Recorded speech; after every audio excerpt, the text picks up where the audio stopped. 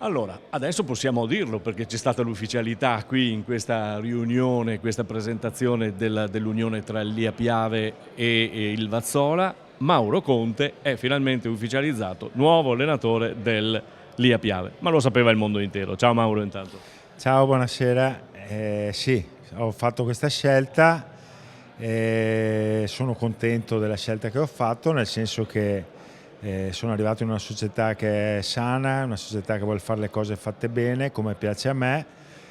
Tra le altre cose ho l'opportunità di lavorare con mio fratello, che è una situazione che anni fa non avrei neanche preso in considerazione, però poi negli anni le idee sono simili, e il modo di pensare è quello, e quindi perché non provare? Quindi o roviniamo una famiglia oppure cerchiamo di far bene, quindi vediamo anche questo aspetto qua, sono molto curioso e cominciamo fra un mesetto. Ma il calcio è bello anche per questo, perché effettivamente quello che tu hai detto come battuta, qualcuno lo ha detto in giro, ma tra fratelli non andranno d'accordo, cioè c'è da smentire anche questo e so che ce la farete perché insomma siete due fratelli fantastici.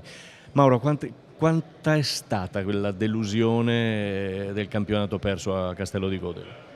Delusione è una parola grossa, secondo me c'è il rammarico per non aver messo la ciliegina a una cosa veramente grande che è stata fatta lì grazie a un gruppo di ragazzi che ci ha messo il cuore, che ci ha messo l'anima, ci siamo risollevati da una situazione difficilissima, siamo arrivati a sognare e siamo arrivati a 1 millimetro. Chiaramente resta il rammarico perché per un gol non siamo arrivati, però abbiamo veramente fatto una cavalcata, un percorso penso unico, penso irripetibile, ed è uno dei motivi per cui non sono rimasto, nonostante la società mi avesse proposto la riconferma. Però credo che le opere d'arte, tra virgolette, sono uniche e andarci sopra sarebbe stato un rovinare. Quindi ho cercato qualcosa di diverso, fatalità, è capitata questa occasione, come hai detto tu,